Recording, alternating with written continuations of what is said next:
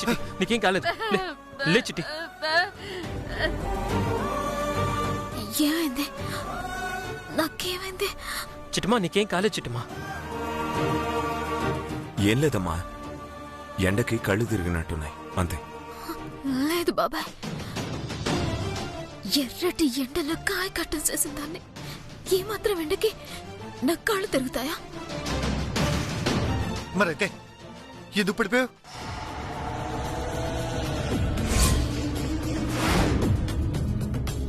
పాపం కళ్ళు తిరిగాయని చెప్పడానికి సిగ్గుపడుతున్నట్టుంది. అందుకే ఏడు చెప్పాలా అని ఆలోచిస్తుంది. గుండనియా ఆప్తావా? బాబాయ్, నేను ఇక్కడికి వచ్చే ముందు ప్రసాదం తిన్నాను బాబాయ్, అంతే.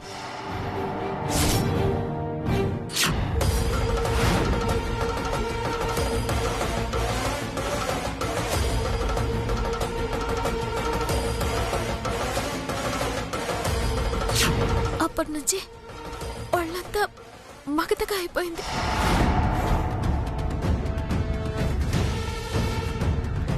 తీరా ఇక్కడికి వచ్చేసరికి కళ్ళు తిరిగినట్టు అయిపోయి కళ్ళు తిరిగి పడిపోయాను. అంటే ఆ ప్రసాదంలోనే ఏదో కలిసిందన్నమాట.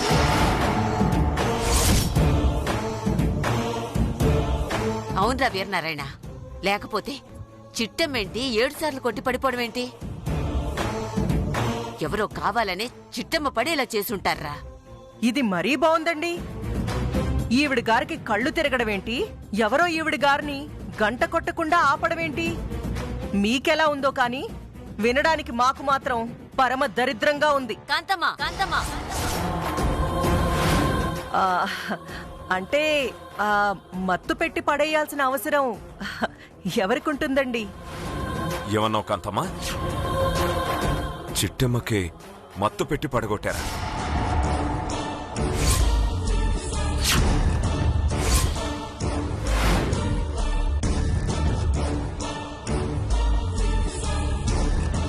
బాబోయ్, తొందరలో నోరు జారేసినట్టున్నానే. మాట్లాడవేంటి కాంతమత్త? నేను మత్తుతో కళ్ళు తిరిగి పడిపోయిన విషయం నీకెలా తెలుసు? అంటే ఇందాక నీలాంబరదన పెట్టిన ప్రసాదంలో మత్తు మంది కలిపారా? చచ్చ ఏం మాట్లాడుతున్నావమ్మా? నా కూతురికి నీకు మత్తు పెట్టాల్సిన అవసరం ఏముంది? చూసావమ్మా, చూసావా? రామేశ్వరం పైన శనేశ్వరం తప్పదన్నట్టు ఇక్కడికొచ్చాక కూడా నన్నే అనుమానిస్తున్నారమ్మా. అంటే ఇక్కడ ఇంతమంది ఉన్నారు, వీళ్ళెవరినైనా అనుమానించొచ్చు కదా. ఇదిగో, నువ్వు బాధపడాల్సింది ఏరే వాళ్ళని అవమానించినందుకు కాదు, నిన్ను అవమానించినందుకు బాధపడాలి. అవును కదూ, మర్చిపోయానండి. ఇప్పుడు బాధపడతాను. ఏడ్చావు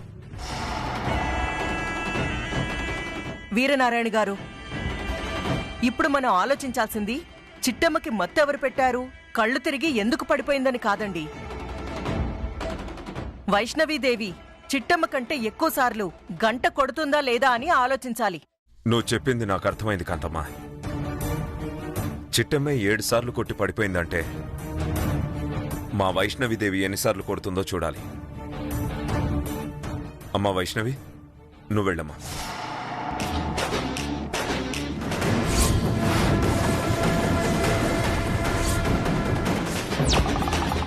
కాంతమ్మ గారు, ఏం భయపడకు, దానికంటే నువ్వు ఎక్కువగానే కొట్టగలవు. వెళ్ళు. అలాగే.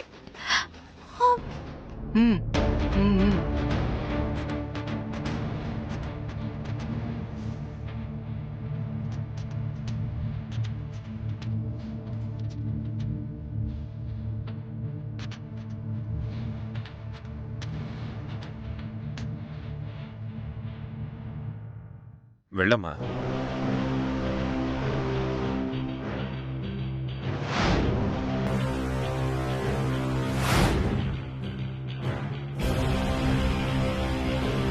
ఇంకాసేపట్లో ఈ వైష్ణవిదేవి మా వారసురాలవునో కాదో సాక్షాత్తు శ్రీ రామదూత అయినటువంటి ఆంజనేయ స్వామి మనకు తెలియజేస్తాడు.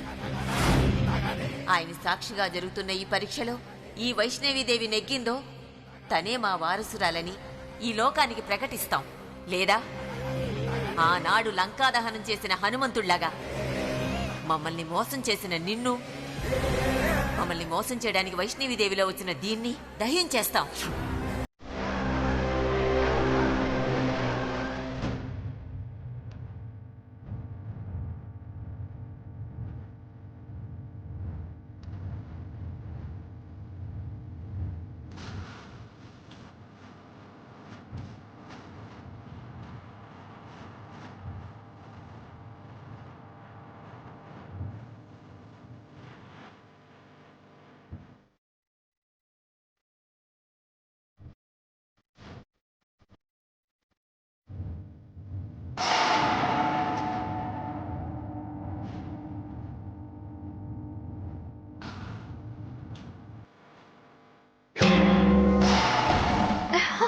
ఒకటి,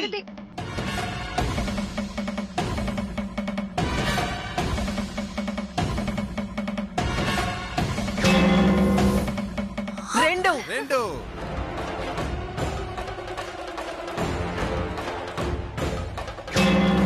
3, 4,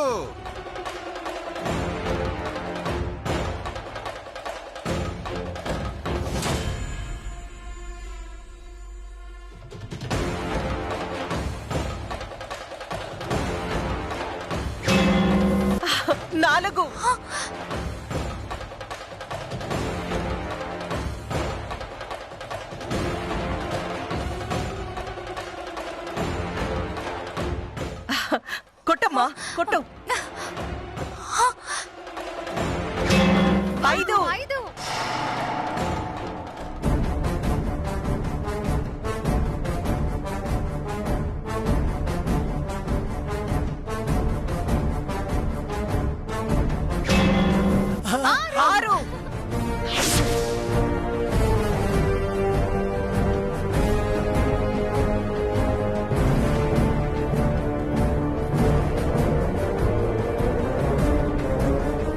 అబ్బా దేవుడా.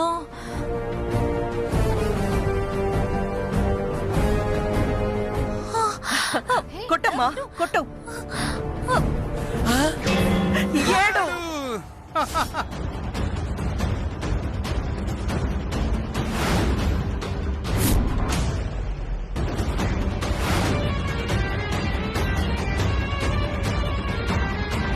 కొట్టమ్మా.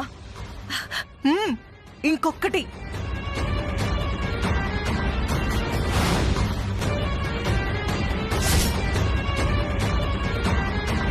ఇంకొకటి కొట్టమ్మా. వైష్ణవి కొట్టు. ఒక్కటి.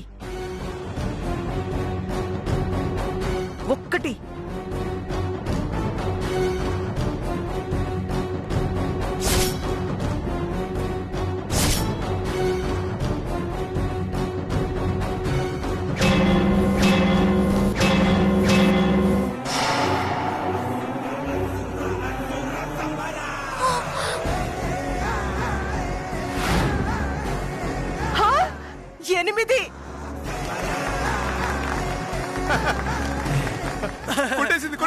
కొట్టేసింది.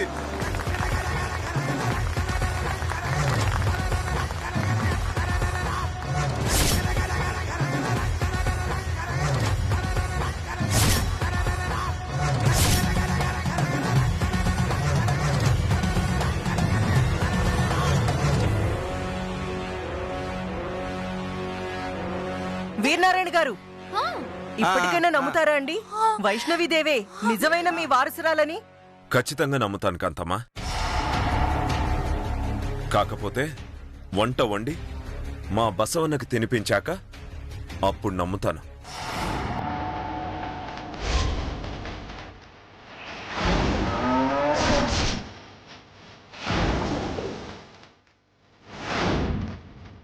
వండడం ఏంటి, ప్రసాదం బసవన్నకి తినిపించడం ఏంటి? అవన్నీ తెలియాలంటే ముందుగా మీకు మా బసవన్న గురించి తెలియాలి.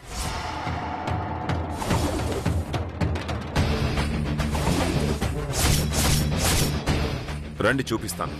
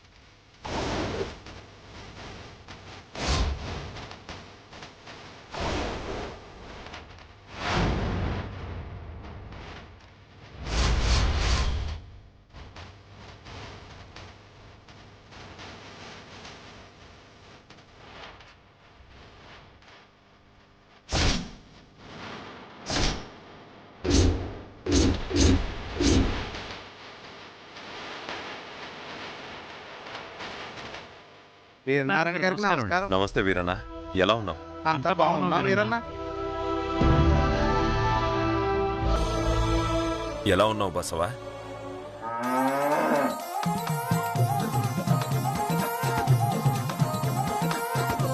చూశారుగా, ఇదే మా బసవన్న. ముద్దుగా మేం బసవా అని పిలుచుకుంటాం. తరతరాలుగా మా వంశస్థులు నందీశ్వరు లాంటి ఎద్దుల్ని ఈ ఆలయానికి దత్తతగా ఇస్తూ ఉంటాం.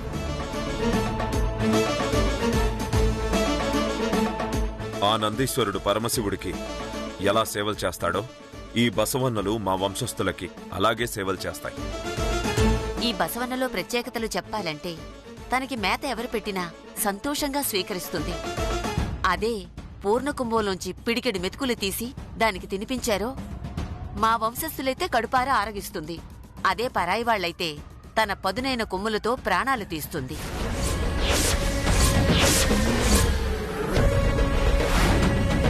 అచ్చి బాబోయ్, అన్నమిడితే సాపడమేటి? తప్పుగా అనుకున్నావు చిట్టమ్మా. మా బసవన్నకు అన్నం పెడితే ప్రాణం తీయడు. పూర్ణ కుంభంలో నుంచి ప్రసాదం పెడితేనే ప్రాణం తీస్తాడు. ఇది మరీ విడ్డూరంగా ఉంది. ప్రసాదం పెడితే ప్రేమగా ఆశీర్వదించాలి కాని ప్రాణం తీయడమేంటి? కాంతమ్మ, విషయమేంటో పూర్తిగా తెలియక మాట్లాడుతున్నావు. పూర్ణకుంభంలో అన్నమంటే ఆషామాషీ కాదు. దాని గురించి తెలియాలంటే ఇక్కడ జరిగే పూజల గురించి నీకు పూర్తిగా వివరించాల్సిందే. వీరనారాయణ, వెళ్దామా? అలాగే అమ్మా. బసవా,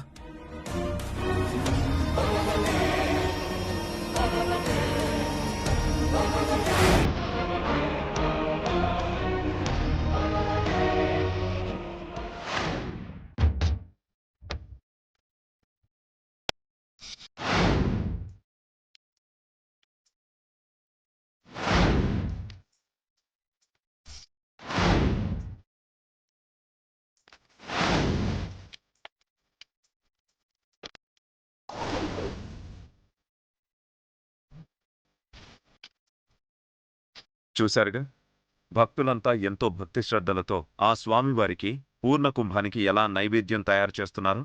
మీరు కూడా శుభ్రంగా భక్తి శ్రద్ధలతో ఇలా ప్రసాదం తయారు చేసి ఆ ప్రసాదాన్ని అమ్మవారి ఆలయం ముందు పూర్ణ కుంభంలో పోయాలి. ఆ పూర్ణ కుంభం నుంచి మా వారసురాలు పిడికెడు ముద్ద తీసి అలా మా బసవన్నకి తినిపించాలి. ఈ వైష్ణవీదేవే నిజంగా మా వారసురాలైతే బసవన్న ప్రేమగా ఆశీర్వదిస్తుంది. వారసురాలు కాని పక్షంలో మా అమ్మ చెప్పినట్టుగా ఈ వైష్ణవిని అనంతలోకాలకి పంపిస్తుంది.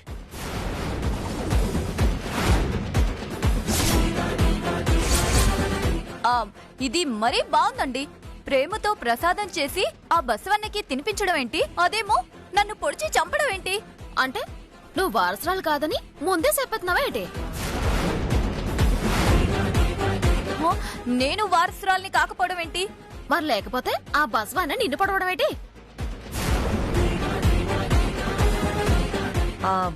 చిట్టమ్మ చెప్పింది నిజమే వైష్ణవి. నువ్వు నిజమైన వారసురాలివి కదా. అప్పుడు బసవ నిన్నేం చేస్తుంది? అవునవును, నిజమే నిజమే నిజమే. నన్ను ఆ బసవన్న ఏమీ చేయదు. ఖచ్చితంగా నిన్నేమి చేయదు. నువ్వు వారసురాలివి అయితే. కాకపోతే మాత్రం బాబాయ్ చెప్పినట్టు కొమ్ములతో కుమ్మి కుమ్మి చంపేస్తుంది. అది గుర్తట్టుకో.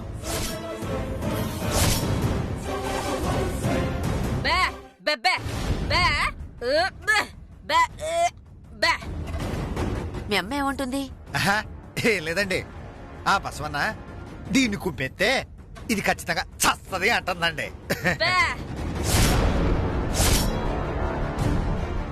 ఏం మాట్లాడుతున్నావు భాస్కర్? అంటే ఈ వైష్ణవీదేవి మా వారసురాలు కాదా? నకిలీ వైష్ణవే? మా చేతుల్లో ఎక్కడ చస్తారో అని భయపడి మా వంశంతో సంబంధం లేని ఒక అనామకురాల్ని తెచ్చి మాకంట కట్టారా? మరైతే ఆ బసవన్న మా వైష్ణవిని పొడిచి చంపుతుందని ఎందుకన్నావు? అంటే మా అమ్మ ఉద్దేశం ఈ వైష్ణవిదేవి మీ వారసురాలు కాని పక్షంలో పొడిచి చంపేస్తుంది అని అంటుంది. తెలివిగా మాట్లాడకు చిట్టమ్మ. ఈ వైష్ణవి మా వారసురాలు అవునో కాదో మీ అమ్మకు తెలీదా? తెలియకుండానే మా వారసురాలని మాకు అప్పగించిందా?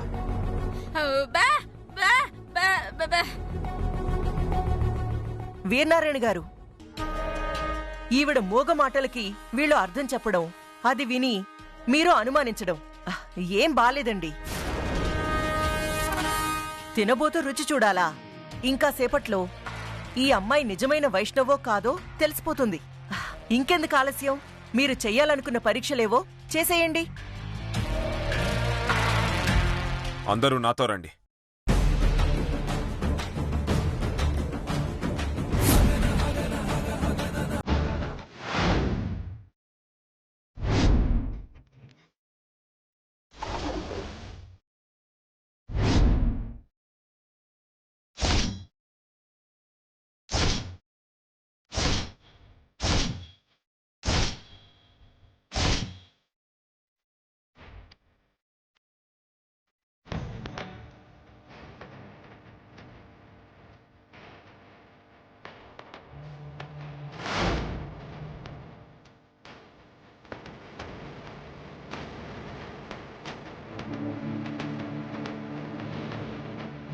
చూశారుగా, ఇదే పూర్ణ కుంభం. మా వైష్ణవీదేవి ఈ కుంభంలోంచి పిడికెడు అన్నం తీసి బసవన్నకి తినిపించబోతోంది. మీరు భలేవారు వీరనారాయణ గారు. ఇప్పుడు ఇదే పూర్ణ కుంభం నుంచి ఓ పిడికడు అన్నం తీసుకెళ్లి నేను ఎద్దుకి తినిపిస్తాను. ఆ ఎద్దు నన్ను పొడిచి చంపేస్తుందా? నిస్సందేహంగా. ఎలాంటి అనుమానం లేదు కాంతమ్మ. నీకు ప్రాణాల మీద ఏమాత్రం ఆశ లేకపోతే ఒకసారి ప్రయత్నించుకోవచ్చు. వద్దులేండి, నాకున్నది ఒకే అమ్మ. పైగా ఈవిడ మహా పాపాత్మురాలు. ఈవిడ చేసిన పాపాలకి ఆ ఎద్దేంటి, ఆఖరికి కుక్క అయినా సరే కరిచి చంపేస్తుంది. ఏయ్, నువ్వు నోర్మై. ఓకే అమ్మా. అమ్మా,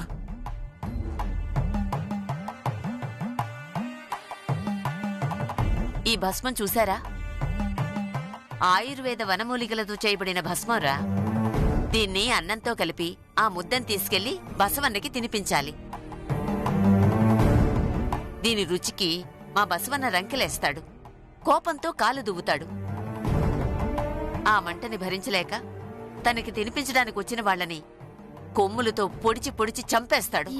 ఇదేంటి బాబాయ్, ఇది పరీక్ష చేసినట్లేదో. ఈ వంకతో అమ్మాయిని సంపెత్తినట్టుంది. అవునండి, ఇలాంటి పరీక్షలుంటాయని చెప్పుంటే నేను చచ్చిన వైష్ణవిదేవిలా వచ్చుండేదాన్నే కాదు.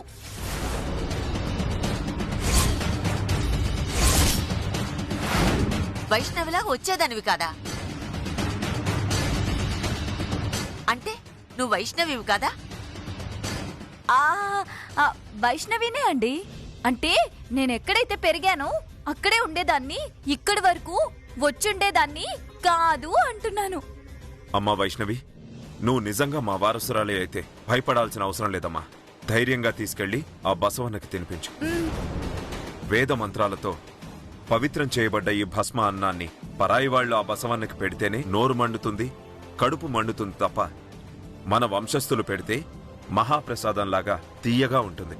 అదే ఈ పూర్ణ కుంభంలో ఉన్న మహత్యం. ఏటి బాబాయ్, ఈ భస్మం కలిపిన మీ వంశస్థులు తినిపిస్తే ఆ బసవనికి రుచి తెలీదా? అవునమ్మా, అదే ఈ బసవన్నలోని మహత్యం, ఈ పూర్ణ కుంభంలోని మహత్యం. అంతా ఈశ్వరేచ్ఛ. ఇక మీరంతా వెళ్లి ప్రసాదం సిద్ధం చేయండి. అలాగే బాబాయ్. పద బావా, పదండి. పదండి.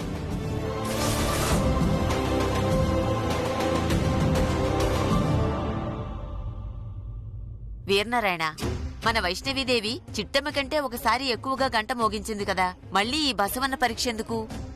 అమ్మా, జరిగిందంతా నువ్వే చూసావుగా. చిట్టమ్మ గంటను మోగించలేక పడిపోలేదు, తన కళ్ళు తిరిగి పడిపోయింది. అంటే ఎవరో కావాలనే చిట్టమ్మను పడేశారని నా అనుమానం. అందుకే ఈ బసవన్న పరీక్షకు కూడా సిద్ధమయ్యాను. కాని ఆ వచ్చిన వైష్ణవి మన సొంత బిడ్డ కాకపోతే, ఆ బసవన చేతిలో చనిపోతే ఆ పాపం మనకే చుట్టుకుంటుంది కదా. జరిగే చిత్రమేంటో విచిత్రమేంటో నీ కళ్లతో నువ్వే చూడమ్మా. ఆ వైష్ణవికి మన బసవన్న చేతిలో చావాలి అని రాసుంటే ఖచ్చితంగా చేస్తుంది. లేదు, మన వారసురాలని నిరూపణ కావాలి అని రాసుంటే మన బిడ్డగా మనింట్లో అడుగు పెడుతుంది. దీనికి తిరుగులేదు.